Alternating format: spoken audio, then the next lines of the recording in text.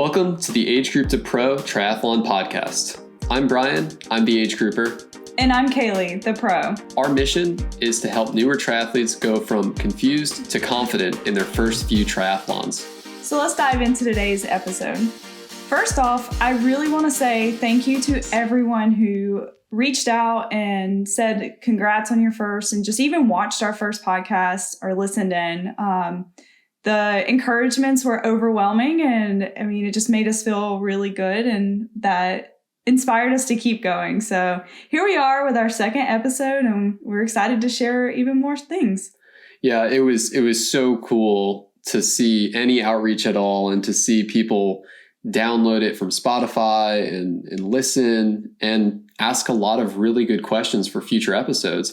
We thought it was going to get like 3 views. We didn't even want to listen to it ourselves, right? Maybe even just our family just doing it to support us. So yeah, but we collectively had over 150 listens on our very first podcast, which is crazy to think that 150 people out there listen to some of what we had to talk about. So just like Kaylee said, thank you so much for checking it out and helping us make it better. The feedback was overwhelmingly positive, and we hope to implement a lot of those suggestions as we grow and develop here on the podcast. Let's dive in. What's going on in our world this week? I'm still catching up on a little sleep from the podcast launch. Yeah, I know. It's crazy to think we actually both just had our FTP test today, which seems like so long ago, but it was just this morning. So it's testing week for you. It's a little bit of a lighter week, but not without some intensity to really test your body on the progress that you've made in your swim, in your bike, and in your run.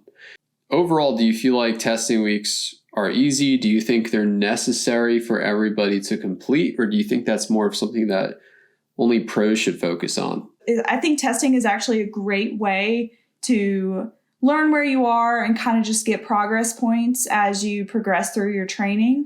It's also fun to kind of get the legs burning, the mindset pushing yourself through if you don't have a race coming up. So it's a good way to kind of spice things up when training. Yeah. Are you doing some testing as well?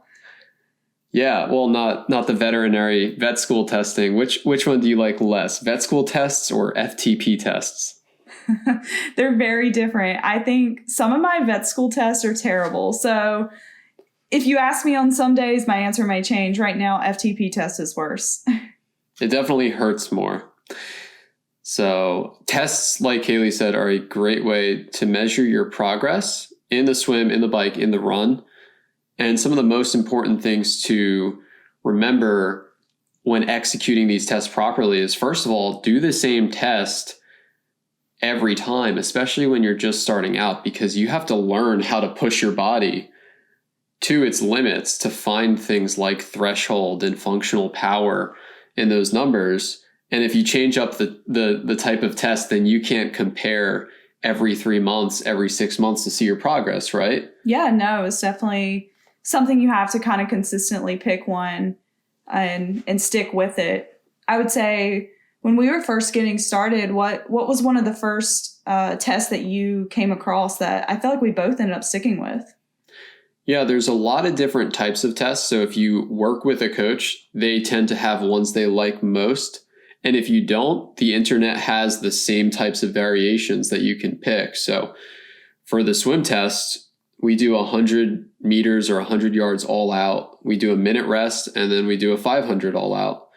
And that's really helping us to burn those anaerobic muscles and then test our threshold pace on the swim to see what we can really hold for that 500. We do something similar on the bike, right?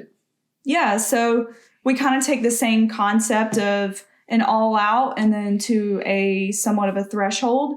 On the bike, we do 5 minutes as hard as you can, get those legs burning. Then you take a 5-minute interval, just pretty much air spinning. And then you go straight into 20 minutes, again, as hard as you can for 20 minutes. So it's a similar concept, but... And I think there's easier tests than that. I think this one took a while for us to be able to even survive the test because it's a pretty short rest period. It's testing for FTP, functional threshold power, is usually the number that people think you can hold for an hour straight. So whatever that 20-minute watt number is that comes up on your power meter, you would take 95% of that and then apply it and hopefully be able to hold that for a full hour. So there's some easier tests that you can find on Zwift, like the ramp test where it continues to ramp up over time. And this is just the consistent test we've done on the bike. Yeah, and it's been a really good one to kind of to stick with, but I think it's also worth noting that we've also failed this test before, that it's not easy, and when you complete it and do it right, then it should hurt, it should burn, it shouldn't feel good, it shouldn't feel comfortable. But I think that if you look at it and kind of, it could assess where you are. Even if you do fail it, it might be worth sticking with those numbers for a while on your workouts moving forward, and then retest sooner to get an updated one, which is actually what I did. Yeah, stick with it. Don't pull the plug on the test. Just even if you go out too hard, finish it and learn from that experience, because learning how to pace yourself is important, not only in training, not only in testing, but you'll mess it up in races too sometimes, where you just go out too fast and you have to learn how to recover and still execute the race. Yeah, I think even today, I would say my first 5 minutes, I kind of felt great. Then I felt really bad, almost considered giving up. And then probably about 7 minutes left, I kind of regrouped my mind and just picked my legs back up and got my power back to where it needed to be. So yeah, I think like you said, it's just important to get your numbers and kind of get a little burn, but also learning what your mind can do and what it can push through. So yeah, everybody has their good and bad days. In a year and a half, I think we've each seen maybe about 60 to 80 watts of an increase on our FTP since we started training and testing. Do you even remember what your first FTP was? I remember what yours was. I think you started in the 130s, right? I think I was 139, and I did it on Zwift. It was, I think they have the same test built in. Vulnerably. That's very beginner. Especially coming from a pro racing. You start somewhere. So that's why we're sharing it. Yeah. That was the number I started with, and we had runner legs. We were behind on the bike big time. I think I was below 200. So watts per kilogram does matter. So it's not just pure watts. It's understanding what your weight's at and then taking your FTP watts and then dividing it by your kilograms to find how effective you are for your weight, which is an important factor to consider. And then from there, the reason people like those numbers is because, one, you can build out zones. And then two, you can also multiply your FTP by certain percentages. Like some people race their 70.3s at 85% of FTP. A lot of times I'll hear race an Ironman at 73% of your FTP. So it really gives you guidance of a range of not to blow up. So yeah, I think that's actually something that people have asked me about biking, and how do you even learn to do a biking workout? Because I mean, if you don't do anything like triathlon or cycling competitively, I think most of the time your experience on a bike is just getting on, pedaling around, and just kind of having fun with it. So learning to apply intensity, structured workouts, it's actually pretty hard. And so I often will recommend to them that investing in a power meter is actually something very much worth doing somewhat early on, because I think it can really help give your structure to biking, learn how to work your power zones that you can get from this FTP, build out some workouts. And then, like Brian said, super important, being able to learn what you can hold and sustain for long distance triathlons. Or short distance triathlons. Yeah, I guess short as well, but you're the expert on those. Yeah, so the power meters we have, it's built into our pedals of our bicycle. They're just Garmin power pedals, and then we have Garmin devices that link up to our power. There's 1,000 different options. We're totally happy with ours, and again, consistency, just like with testing, make sure your power meter is consistent and you calibrate it. You will see different results indoors versus outdoors. So test consistently. Yeah, I guess making sure it's the same setup, because we have found our Zwift numbers are usually not as good as our outdoor numbers, whether that's because indoor stationary trainer versus like even the momentum you can get from moving side to side. But yeah, that is something we have found through testing. Especially early on. And then same for running. Do your best to test your runs on a similar loop. If you don't have a local track, we always do our testing track-based. That way it's consistent lap to lap. And the only factor we really can't control is it gets really hot down here in Georgia. So sometimes testing gets a little more challenging as it does get hotter because your heart rate will be higher. It's more taxing on the body. Yeah, there definitely comes a point in Georgia where no matter what time you're getting out there, it's just going to be really hot and humid. So yeah, there's a lot of factors that can come into play for how those tests go. But I think one other important thing is to treat it like a test. So try your best to make sure you're fueling properly, getting enough sleep going into it, and kind of taking it seriously beforehand too. Yeah, I think everybody approaches it a little differently. I used to take it so seriously that I'd psych myself out. And I think after a year of really pushing it in training, to me, it's just like an easier version of a workout, which is the nice thing about testing week, where you went from 23 hours last week. Yeah. And then this week, how many hours do you have mapped out? I think it's only 12, 13, somewhere around there.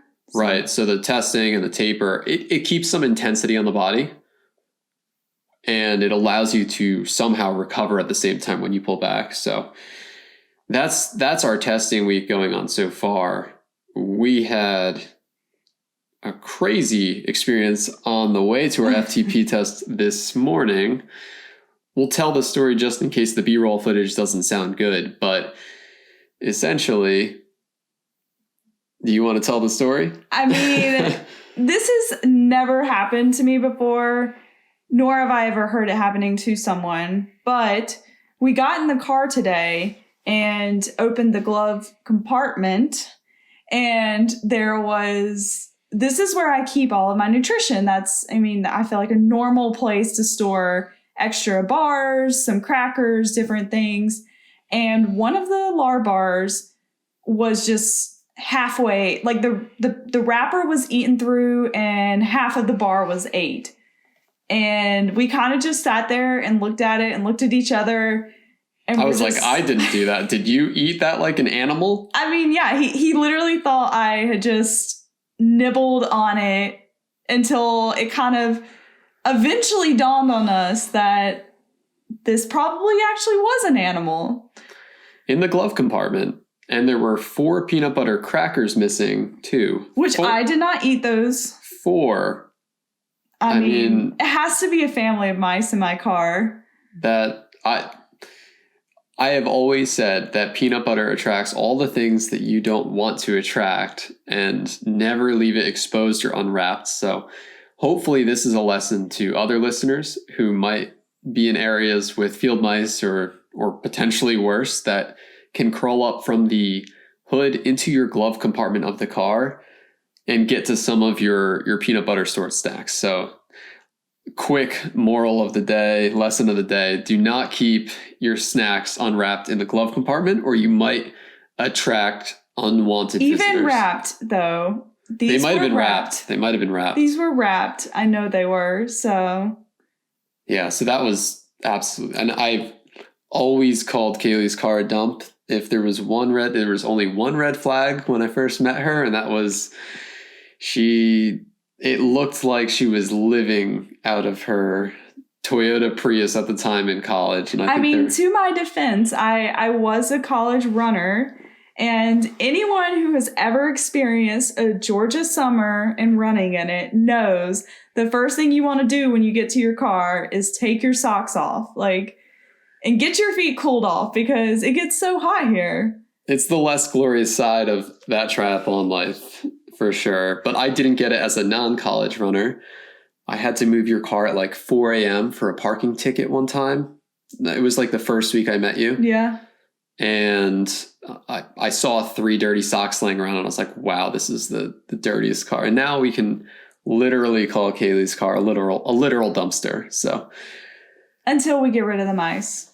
yes. So that was crazy. Let us know if you've ever had animals living in your car. if you're brave enough to share that piece of info. So that's a perfect segue into our nutrition segment. We received some really great questions that we'll go through now on the podcast of different listeners. And as somebody in undergraduate, she asked you, how do you maintain nutrition and keep up with so many calories on the go? Like, I know for a fact that your day is over 12 hours tomorrow out of the house. How do you keep up with the caloric needs while also managing a busy school and training schedule out and about? Yeah, I think this was actually such a really good question because as a lot of people who are doing this as kind of a fun part-time gig and has other things going on in life, it can be hard to maintain 20 plus hour weeks and consume enough nutrition. I don't think anyone doing it fun and part-time also does 20-hour weeks. There's me. You're very serious. You're not doing it fun and part-time. But it's still a good thing. I mean, even if you're not going for 20 hours, I think you can still need nutrition to even hit back-to-back workit's. So. Well, to contrast that, pro runners might train 11 to 13 hours at the most, and they're still ravenously hungry. So that's true. It's not about the hours that you're training. It's about, how do you maintain your nutrition when you're on the go? Yeah, so my biggest trick is just trying to get in the calories, just the raw numbers that I need to hit each day. And to do that, I make sure that I have some sort of snack in almost every single bag, which is my backpack, my swim bag, and at the time, my car, so that pretty much wherever I was, I always had access to something. I know this can get kind of boring to do because it's eating the same things over and over again. So I kind of have picked out 3 snacks. For me, it's Larbars and peanut butter crackers and goldfish. So I have that stashed away in all different corners and pull them out and eat in between classes, in between workouts. So yeah, I think that has been a really big thing to add into my life. And this is the non-sexy side of triathlon, of getting enough fuel, because Kaylee's actually a really good cook. She's actually a clean eater. You have to color in the gray space of calorie deficit. Otherwise, your body isn't going to perform and recover and actually grow and develop. It will go the opposite way. It will think it's dying because it's not getting enough fuel and not getting enough raw calories to actually restore glycogen storages and be able to hit that next workout. So those sound like empty calories, right? Like, especially goldfish. Yeah, I guess. I mean, it's just a bunch of carbs. But at the same time, if you look at the nutrition facts of goldfish, there's a lot of things that I don't like in there. And this isn't going to turn into a nutrition talk, but one of the things I do like as a triathlete is the sodium content. Yeah. In addition to the carbs.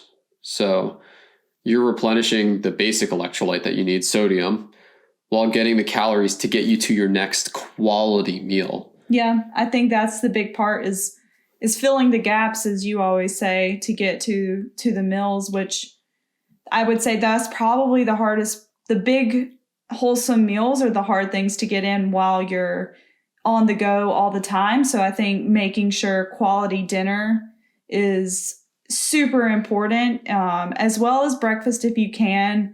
But at the end of the day, I always make a really big dinner and make sure I'm hitting all of my macros there. Yeah, and dinner looks like 2 or 3 full servings of it. So we'll go back 2 or 3 times or until we run out of it, getting in enough calories, getting in the micronutrients, the carbs, the proteins that way. Especially with busy lives and jobs and in school, It's having those core meals anchored and then using the snacks as a crayon to color in the nutrition gaps. And that's usually just a calorie gap in between meals. Yeah. And I think Brian and I actually have different challenges when it comes to filling it in with, I can kind of eat through classes. So I do have the flexibility of kind of eating my snacks. I just don't have access to a refrigerator, to a kitchen to where I can kind of prep meals. So I have to kind of plan it out ahead of time. But Brian mostly works where he can't eat while on meetings, but he does have the small times in between to grab food. So what are some of the things you pick up while you're working? It's my advice on the nutrition side is get boring. Figure out what your gut and your stomach can handle and then rinse and repeat it. So Kaylee is extremely lactose intolerant. I am the most tolerant lactose consumer ever. So whole milk is a great form of calorie. Fairlife is a great alternative for you. So getting boring and just locking in what works on your stomach and gut. So for me, it's 3 to 6 eggs in the morning, 2 to 5 pieces of toast. It's the Belvitas that we have. For lunch, you do a berry bowl smoothie mix, which has Greek yogurt and all of those healthy things. I love chicken salad sandwiches or peanut butter and jelly sandwiches. And then for dinner, we rotate through all the various types of protein once a week, where we'll get chicken, which has different types of branched chain amino acids than steak, and steak has the iron content, and then pork has different B vitamins and nutrients, and fish has the omega-3s and other things that are really optimal for human diet. And if you have dietary restrictions, learn where you can fill in some of those gaps, because I would say we're on the seafood diet. We see food and we eat it. Yeah. We eat anything that's put in front of us. A lot of our friends like going out to eat with us because we kind of just eat everything. So it's going to be a long meal and it's going to be a 5-course meal. Yeah. Yeah. So it's clean, but there's a lot of dirty coloring in between the lines. So we hope that helps a little. Just know that based on metabolism and body weight, your needs are going to be living together, we compare and contrast what we eat. And as a 150-pound man versus a 100-pound female, our caloric needs are very different. Yeah. So don't compare your needs. Just find that sweet spot of, where you're actually getting enough. And it's probably a little more than you think. Yeah. I think, like I always say, it's just making sure you hit that number. At the end of the day, you need to at least hit the amount of calories that you've burned that day, and usually more to keep fueling for the next day. So yeah, the more you eat, the more you can train. And the final thing I'll say about it is there is an appetite lag.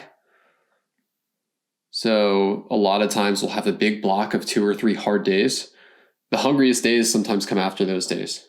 Yeah, right now with my down week, I think I'm almost eating more, wanting to eat more, and I'm letting myself eat more. So yeah, something called ghrelin, which initiates appetite in the stomach, is suppressed the higher training volume that you have.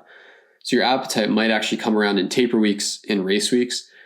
And that's what's going to recover those glycogen storages to help you have that magical performance come race time. So let your body do it, let your body recover so you can really push yourself. Yeah, and I'm lucky to have Brian to always remind me and keep me on top of it, because I'm not even perfect at that yet. I think eating things within the 15 minutes after working out is really important, and I'm really bad at that. And I think having Brian helps remind me to get it in, even if I'm not hungry or I don't feel like having it. So whether you have someone in your life to help you do that or not, just try to put that same person in your head to remind you, make sure you're eating, keeping in the fuel. So yeah. It all evolves over time. I mean, Kaylee and I have both had days where we can't complete our workout because we're too hungry. So just like with training, you learn how to push yourself in the nutrition side of it and grow there as well. So yeah, I think that's a really good overview of the nutrition piece. Somebody asked, one of our listeners said, love the concept, age group 2 pro. They recently completed their first 70.3 in Texas and said, this is all cool, but how the heck do you even become a pro? So, I think a lot of people hear professional athlete, professional triathlete. They're out there competing. And what does it, first of all, what does it mean to be an age grouper versus a pro triathlete? Yeah, I think that's such a good question, because even at our first race, we saw a bunch of different categories on, when we went to sign up, there's a ton of different categories, and we had absolutely no idea which one to choose. Right. So there's Clydesdale. Athena. What's Clydesdale? Clydesdale and Athena Clydesdale is going to be males, Athena is going to be women, and they are over a certain weight. Right. So you can have the heavyweights in triathlon and actually compete against people. There's a weigh-in, which to me is so cool. It's like you're an endurance athlete over a certain weight class. It's like being the heavyweight boxer, right? Yeah, it's like a whole different class. So but those are two options, and then you have your age group. Your age group, which means what? Going to divide you up based on every 5 years. Or so, yeah. So it's about, for me, I would be in the age group of 25 to 29. Brian would also, that's his age group. So it kind of just works barely. It works up in increments like that, though. And so you then are competing against anybody that age of the same male or female. It's gender separated. Well, yeah. So male age group, female age group. Right. And then some places will have overall titles as well. And then there's certain races, not all, but certain races have a pro category. So can anybody enter that?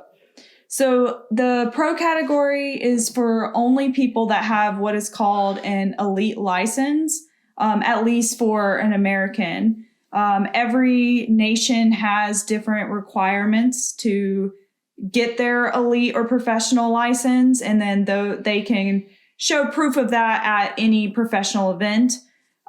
So I think we would only be able to really touch on the American qualifications, but yeah, so your country has to give you permission. So for the United States, it's USAT, United States of America Triathlon. And they have to say, okay, you're allowed to race. So knowing that not anyone can sign up to be a pro, you have an elite license from the United States of America based on the criteria that you hit. Yeah, so USAT actually has a really great document with lists of ways to apply for your elite membership. And it's actually really a great way to kind of read through and understand what you can do or what goals you have to achieve to be able to make that jump.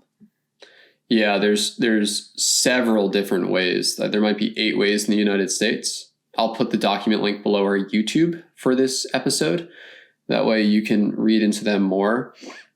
One of the most common ways is when you're racing the same field distance as a pro, if you're within 8% of their time and one of the top finishers at 3 or more races in a calendar year, you're allowed to apply for your elite license. So I know that's a really common way when racing in Ironmans to compare yourself to see how you stack up against the pro field. And if you're close enough to the winning pro, then you're allowed to apply that way.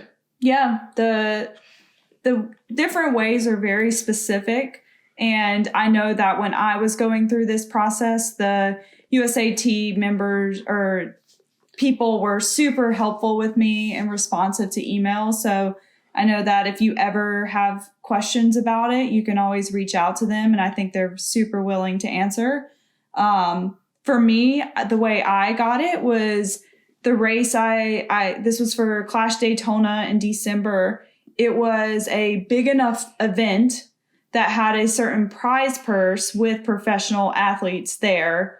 And by winning the age group, it allowed me to have the opportunity to apply for it. And there's also a point system, right, throughout the year? Yeah. And on top of that, you have to you can have scored over, I think it's like 106 points, which is kind of just a scoring system that they give to each of your races. And if you have had 3 races over, it's like 106 point something, then that's another way that you can qualify to apply for it. And we were doing races all year and didn't even know that this website existed, that you were being scored. Yeah, we got to the last race of the season and someone was like, oh yeah, we've been following your scoring, Kaylee. It's so good. And then we checked mine and it was less good. But it's a system where they're not just ranking the pros on PTO, but there's another website. Again, we'll link it in the description in our YouTube, where you can check how you're ranking based on the difficulty of the course, based on the strength of field, similar to the pros and things like that, to see how you stack up. Yeah, it'll show your ranking against other people in the nation in your same age group. So it's kind of fun. It's like if you're a competitive person, it's kind of a fun way to watch yourself move up in the rankings against other athletes that are similar to you. So yeah, it's really cool. We'll have to put a link so other people can go check out where they're ranking. And it's nice to know either way, because if you have ambitions of doing it more and more competitively over time like us, know from the very beginning what it's going to take in order to step up to the elite field. It was like the first thing I figured out when getting into triathlon. And if you have no ambitions to step up to the pro field, it's still interesting to see that path, because you'll say, wow, this newer pro that I'm cheering for went through this process in order to earn their elite status. A cool story I heard on this is allegedly Lucy Charles Barkley was actually denied her elite card the first time she applied from Britain. Wow. They turned her away before eventually becoming one of the best pros. So that was... try again, right? Yeah. I guess keep going and keep working. So yeah. So very cool. It's there as of 2021, there were 471 American pros, men and women, registered with an elite license. So there's around 470 professional triathletes in our nation, at least. And that will cover both short and long course, right? Short and long course, male and female. So that's a big spread. At Oceanside this past weekend, we saw 72 male pros alone registered internationally. But yeah, it was a huge field. Yeah. So if you have any follow-up questions on that, feel free to ask on Kaylee's Linktree. We put up a questionnaire there. But that is that's the high-level journey way that Kaylee became a pro in long course triathlon and then registered with Ironman from there. So let's talk about our fun little section. We actually got some compliments that people were like, wow, I never knew that Try Hard hair product existed. My hair's been a mess. I'm really glad you told me about it. So, again, we're not sponsored by any of these products, but we want to talk about things that have helped us in triathlon, getting started throughout our athletic careers to make a difference in our world. So today's topics are running shoes. We won't badmouth any shoes that haven't worked for us. If you want our opinions, ask us directly. But there have been shoes that have made a positive impact for us, whether it's getting more miles in without injury or going faster. So let's start with, what's the fastest shoe that you've run in for either high-end speed work and racing? So I think the fastest shoe I have found so far that has worked for me has been the Nike Vaporfly. I think I've had the first and second. Is that now? So, or You just had the two of the first? second editions. They're both second. Okay, Yeah. so I've only ran in the Vaporfly 2s. Correct. And I mean, they truly make me go faster, or if nothing else, I can go faster with less effort is how it kind of feels. That's the best way to put, the Vaporfly 2s. And you've also ran in the Alphafly 1s. This isn't bad-mouthing them. You said they were even faster than the Vaporflies. Yeah, when I first tried them out, it was, I guess, different from like with the Vaporflies, making it feel easier to go faster. These actually made me feel like I was going faster in them. But, I mean, they've shredded my feet. So the fastest shoes that don't work for you, so they're off the table, but they probably are slightly faster than the Vaporflies when you're running at speed. Yeah. Yeah. I mean, if your feet can handle them, they are faster. And if you buy direct from Nike, they have a phenomenal return policy. So even if the same thing happened to me with Alphaflies, the internal plate shredded the arches of both of our feet. I sent them back a bloody mess, and they gave me Vaporflies instead. So no questions asked. So I'd recommend testing those two if you're looking for fast shoes. We've used a lot of the other elite shoes. What makes the Vaporflies fast is a combination of, you always hear about the carbon plate, but it's also the foam, which is something that was missing in the mid 2010s. It was always minimalist is fast, light is fast. The compression and expansion of the foam material is actually really important too.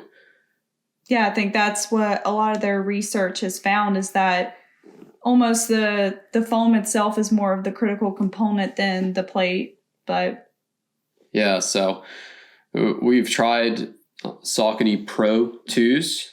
They treated us well. They just had less cushion, so I think they beat us up a little more, but we'll still do tempo days in them and things like that. Yeah, those are actually my choice shoe for my long, fast runs.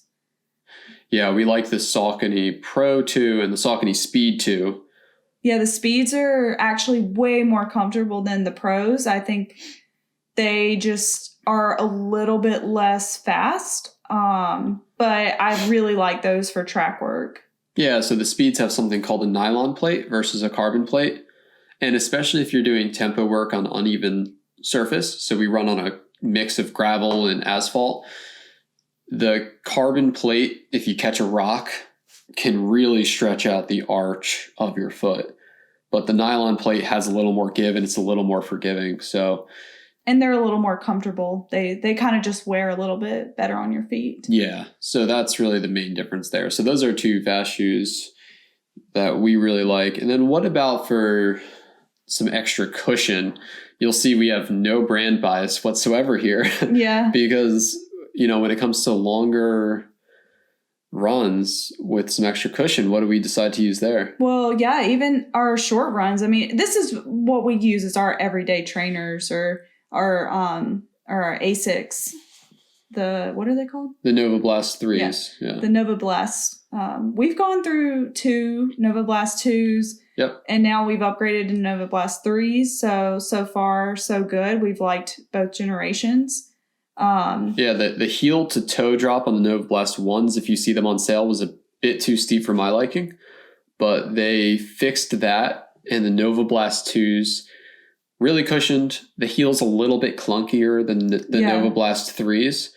But the cushioning in them for the price point, we find really keeps our legs fresh on sort of the recovery miles, so we're fresher on the harder days. Yeah, I mean, if I had to recommend just one shoe for anyone, I would definitely go with the Nova Blast, because even though they are a little clunky and are more for your kind of just everyday training runs, I've also ran tempos and have done long, hard runs in them as well, and have hit good numbers in them. So I think that they can be used as like an all-inclusive shoe that the next day your legs aren't going to feel terrible after wearing them. Yeah, and some of that's the runner, not the shoe. And yeah, I mean, the carbon plate's only going to make a difference when you're at that point where I think the science found it to be under 730 per mile, where, that VO2 max 4% rule starts to apply.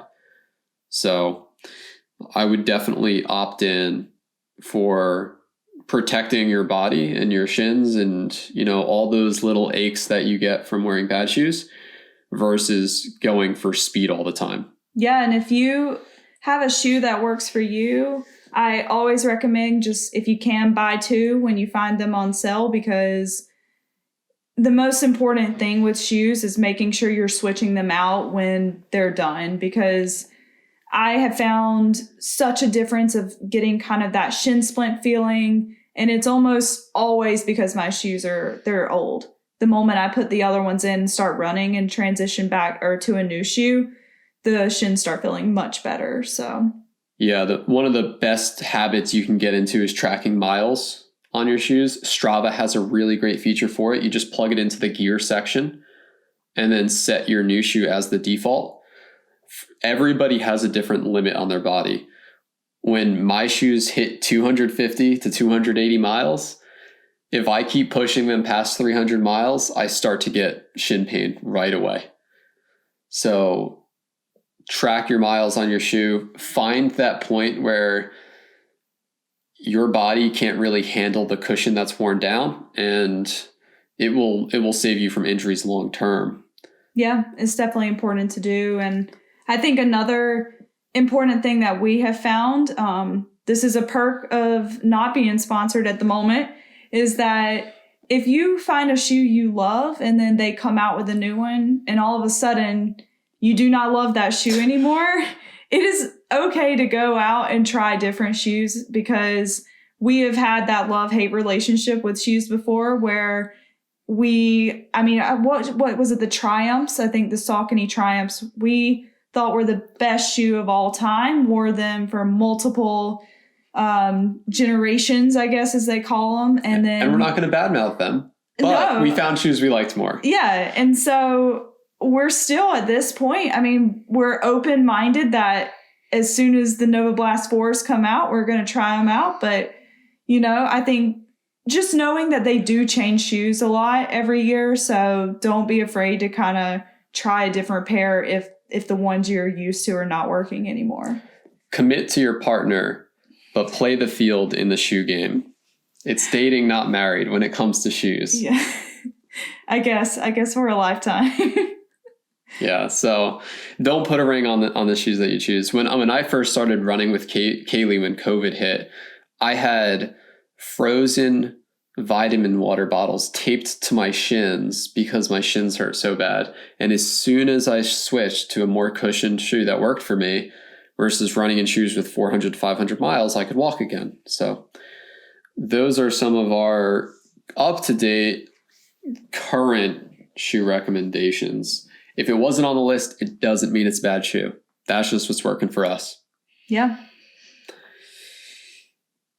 So to wrap up our conversation, I wanted to dive in a little bit on mindset, because some days we're fired up, some days it's hard to get out the door.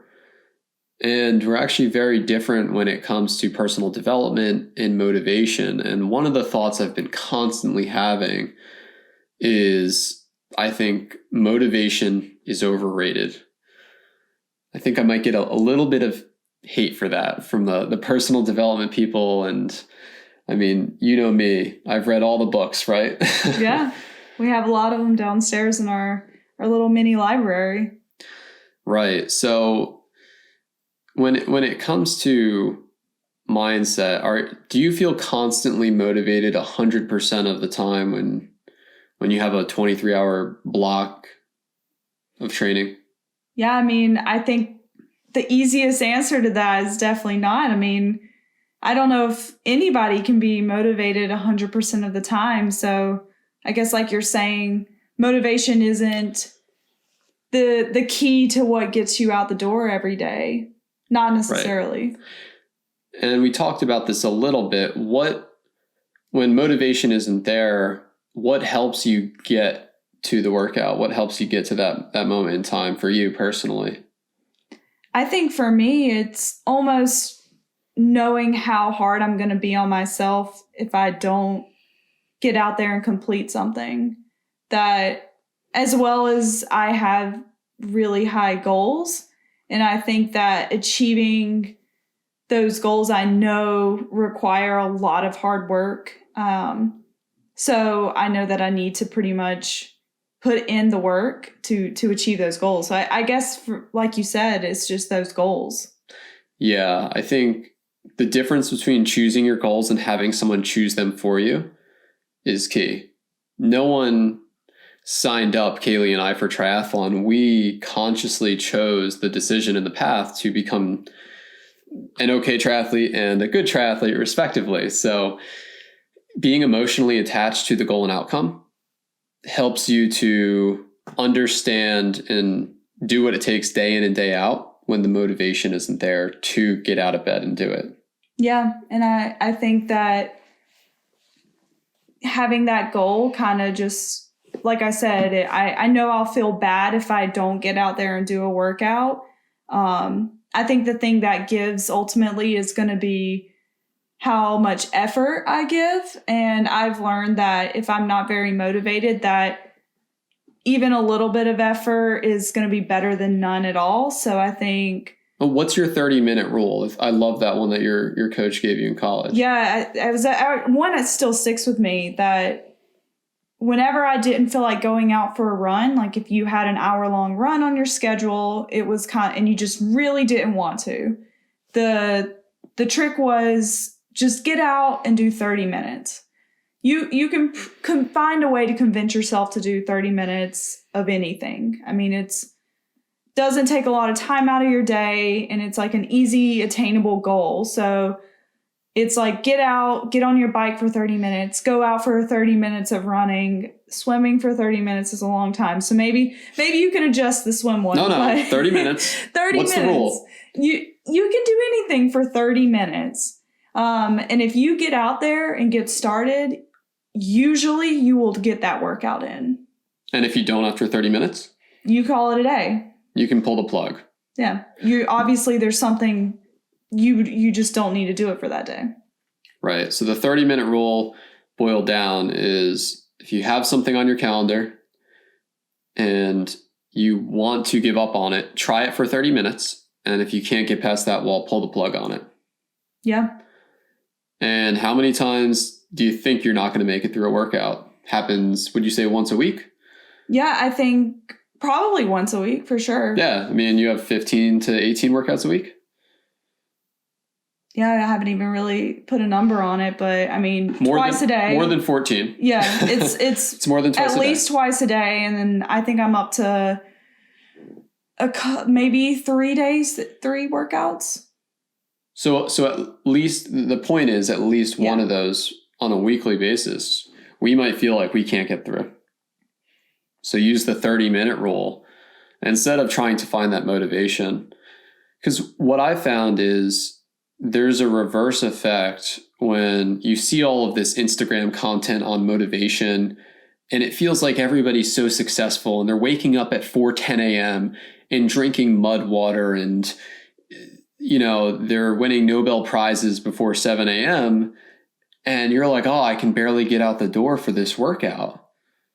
So the motivation is a double-edged sword where I think we end up attacking ourselves and feeling even more guilty when we aren't that CEO getting up at 4 a.m. and doing all those things. Yeah, I guess it's almost like questioning, why are you not motivated? Why are you not the Navy SEAL who, you know, takes a picture of his watch? Love you, Jocko. I mean, you're never going to hear this, but that's not me.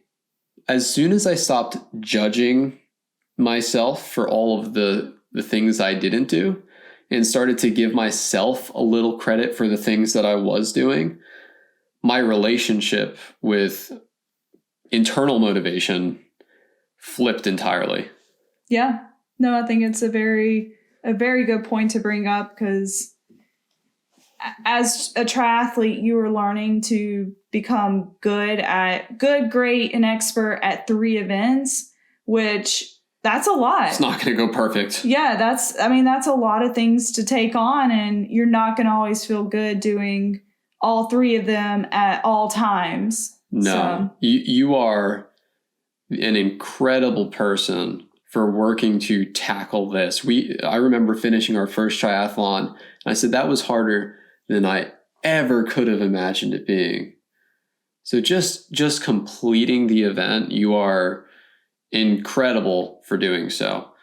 So give yourself a little credit if the progress isn't happening as fast as you want it to. Give yourself a little break and find that internal motivation that comes from attaching yourself to the emotion of the goal. You know, I watch Kaylee and her news feeds aren't motivational post after motivational post, so she doesn't digest it the same way I do, but she's the most motivational person I know. She never misses workouts or cuts swim shorts or anything like that. So I wanted to share that with people because I think we're in this era of we have more information and knowledge than ever, and we live in a more anxious society than ever. Do you see that in the people that you're around? Yeah, I think it's super easy to get tied up in what everyone else is doing and what you're not doing. So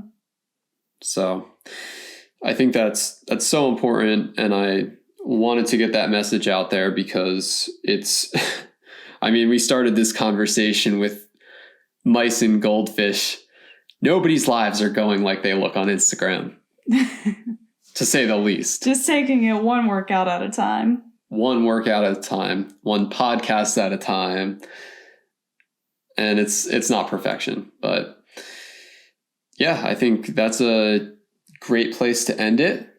Thanks for joining us on we're happy to be here and excited for anything you guys may have to give us on feedback. We love to take any of your questions and like to cover topics you may have of interest. So feel free to reach out on my, what is it called? LinkedIn tree? LinkedIn tree? Don't reach out to Kaylee's LinkedIn because she's not going to see it or answer you. There's something. Linktree on her Instagram. There we go. You can ask any sort of triathlon related questions you have, and we'll make sure to answer them on this podcast. Thanks for joining Age Group to Pro Triathlon Podcast. We'll catch you next time. See you then.